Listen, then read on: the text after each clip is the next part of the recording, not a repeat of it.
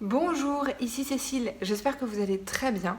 De mon côté, je suis très contente de vous retrouver aujourd'hui pour vous parler de minimalisme. Et aujourd'hui, je vous présente ce que j'ai envie d'appeler un anti-haul, c'est-à-dire des choses que je ne vais pas acheter pour cet été, des choses que je ne vais pas acheter pour partir en vacances. Puisque c'est vrai qu'avec la joie de l'été, du soleil et des potentielles vacances, on a souvent envie d'acheter plein de choses assez spécifiques à cette période.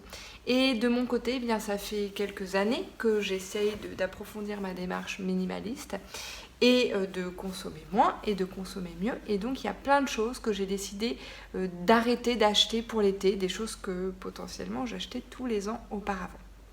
Donc on commence tout de suite avec ce anti-haul d'été. Donc la première chose que je ne vais pas acheter cette année, c'est un maillot de bain. Pendant des années, tous les ans, l'été approchant, j'achetais un nouveau maillot de bain. Ce qui fait que je me suis retrouvée avec des tonnes de maillots de bain. D'ailleurs, dans mes vidéos où je te montre que je trie mes vêtements, je dégage toujours des maillots de bain parce que j'en ai acheté des tonnes. Alors il faut savoir qu'en plus, moi, je ne suis pas fan de la mer. Dans l'absolu, je préfère la campagne et la montagne.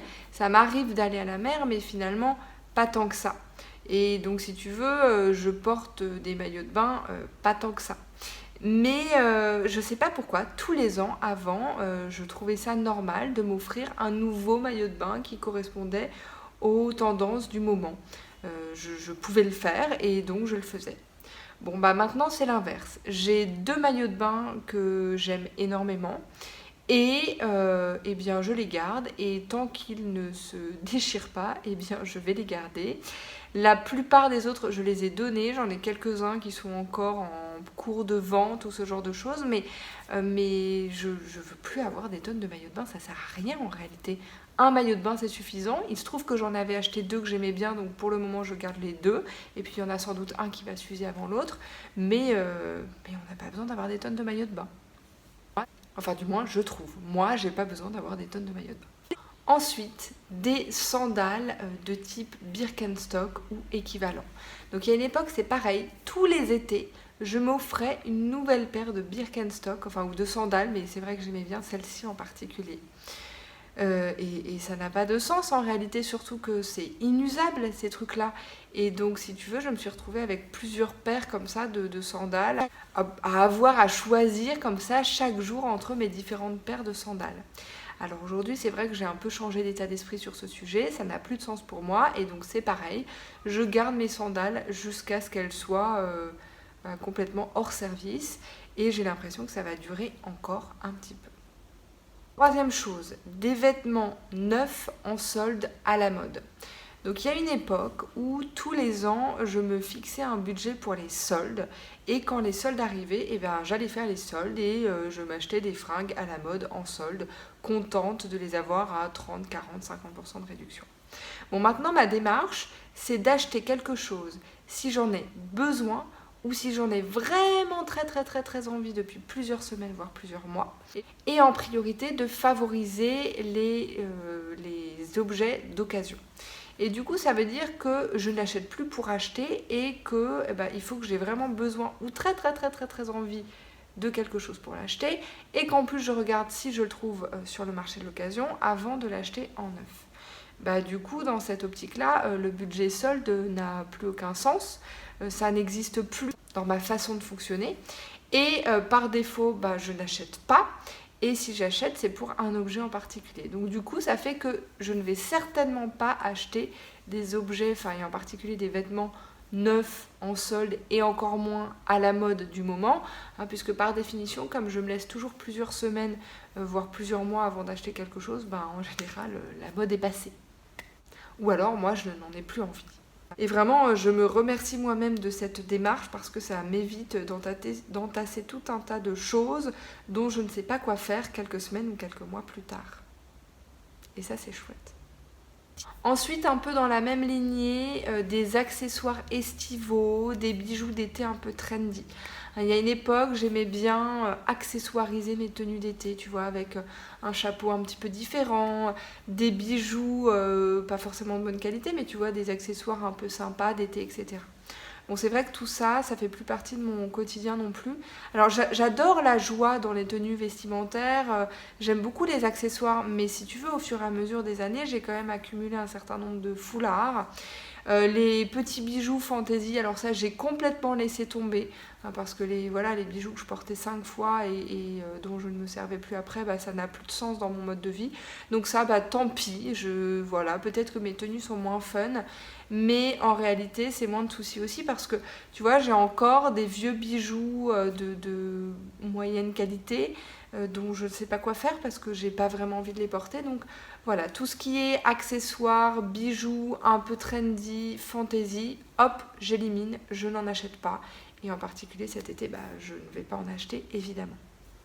Ah, ensuite, sur un autre sujet, des compléments alimentaires pour préparer la peau au soleil. Donc ça, c'est un truc que j'ai fait pendant des années.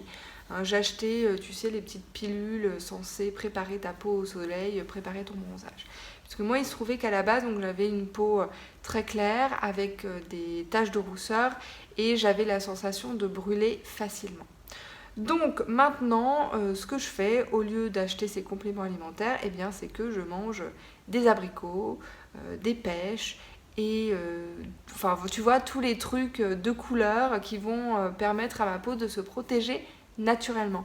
Parce qu'il faut savoir que ces nutriments, ils se trouvent dans notre alimentation et moi, depuis que je veille à vraiment avoir beaucoup de vitamines et de nutriments par le biais de mon alimentation, j'ai plus de problèmes de coups de soleil en permanence. Alors évidemment, je fais attention à ne pas rester 2 heures en plein soleil aux heures chaudes. Je mets une casquette ou un chapeau et je mange des abricots ou autres fruits, tu vois, riches en bêta-carotène en l'occurrence. Il y en a plein, en particulier en été, et vraiment, ça aide beaucoup à protéger la peau, je crois. Après, je ne suis pas médecin, donc je te parle de mon expérience, mais pour moi, les compléments alimentaires pour protéger la peau, ça n'a pas de sens si on a une alimentation riche en vitamines et qu'on fait attention à ne pas se mettre en plein soleil à l'heure où le soleil tape le plus fort. Et puis évidemment, si on utilise de la crème solaire quand c'est nécessaire. En tout cas, moi, c'est ce que je fais, c'est l'approche que j'ai choisi d'adopter et ça m'évite d'acheter des compléments alimentaires pour l'été. Autre chose, des billets d'avion pour cet été. Alors comme tu le sais, si tu as vu l'une de mes dernières vidéos, moi j'ai renoncé à partir en avion cet été. On avait un voyage prévu dans le nord de l'Europe en avion et j'y ai renoncé puisque j'essaye de limiter au maximum les voyages en avion. Et donc cet été, on part en voiture, peut-être qu'on partira un peu en train aussi, mais en tout cas on ne partira pas en avion. Autre chose, donc là on est au non-achat numéro 7, donc des romans en grande quantité, achetés à la dernière minute. Donc c'est pareil, il y a une époque où je me fixais un budget bouquin et un peu à la dernière minute, la semaine avant de partir en vacances, j'allais dans un grand magasin pour acheter des bouquins et j'achetais pas mal de romans en fonction de ce que je voyais en rayon et des tendances du moment. Bon, c'est quelque chose que je fais plus du tout aujourd'hui. Alors j'achète toujours beaucoup de livres, ça fait partie des domaines dans lesquels je dépense un petit peu plus parce que j'adore lire, j'adore apprendre par la lecture et j'ai vraiment la sensation que les livres apportent quelque chose de très positif à ma vie. En revanche, ce que je fais, c'est que pendant les mois qui précèdent l'été, je constitue une liste des livres que j'ai envie de lire pour l'été. Et du coup, si tu veux, ma liste s'affine et est mise à l'épreuve du temps. Et j'achète uniquement une petite sélection de bouquins que j'ai vraiment envie de lire. Ça m'évite d'acheter des bouquins qui ne seront pas lus et qui n'ont pas trop d'importance pour moi, pour ma vie. Donc j'adore ce processus. Pendant vraiment des semaines et des mois avant de partir en vacances, l'été, je choisis avec beaucoup d'attention les livres que je vais lire. Et ce qui fait que cette année, j'ai, 2 romans, je crois. Ouais, c'est ça, 2 romans au maximum. Et sinon, j'ai des bouquins de philosophie et des bouquins de coaching. Et je sais en avance que je vais les lire et j'ai trop hâte de les lire, ces livres. Et puis la dernière chose, c'est les magazines légers d'été. Alors moi, ça fait des années déjà que je n'achète plus de magazines. Hormis pour mes enfants, je leur achète un magazine de coloriage et de lecture à chaque fois quand on part en vacances parce que ça leur fait super plaisir, ils adorent ça et ça les occupe énormément dans les transports ou pendant les temps morts, donc ça je le fais pour eux. Mais pour moi, j'achète plus de magazines. Je lis des livres, je lis parfois des articles sur internet, mais j'ai arrêté les magazines. Donc c'est un truc que je fais plus du tout. Il y a une époque c'est pareil, j'avais ce rituel au moment de partir en vacances, bien d'acheter des magazines assez légers, du type magazine féminin, ce genre de choses. Bon, c'est vrai que c'est pas une presse que j'apprécie énormément aujourd'hui, et puis je préfère 1000 fois lire un bon roman ou un livre de philosophie ou un livre pratique même qui va apporter quelque chose à ma vie, plutôt que de lire pour la énième fois les mêmes articles, parce que de toute façon je trouve que tous les ans c'est la même chose, donc je les ai déjà achetés pendant je sais pas 10 ans, c'était toujours pareil, donc j'ai plus besoin de ça, maintenant je suis vraiment passée à autre chose. Donc voilà, ce sont 8 choses que je ne vais pas acheter cet été. Je vais te faire une autre vidéo sur des choses que je vais faire à la place cet été, enfin pas à la place, mais des choses que je fais maintenant que j'achète moins de choses et qui vont embellir mon été.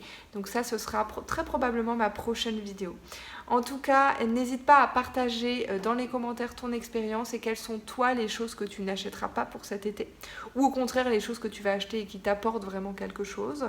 Eh bien, n'hésite pas à liker la vidéo, n'hésite pas à t'abonner à ma chaîne si tu aimes ce genre de contenu, n'hésite pas à partager la vidéo également. N'hésite pas à aller sur ma deuxième chaîne consacrée au yoga, à la méditation et au coaching. Tu y trouveras un yoga guidé de 20 minutes pour l'été, donc n'hésite pas à l'utiliser et à pratiquer comme ça avec moi le yoga. Et de mon côté, je te remercie infiniment pour avoir passé ce moment avec moi. Je te souhaite une très belle journée, prends grand soin de toi, prends soin des autres autour de toi et moi je te dis à très vite et je t'embrasse.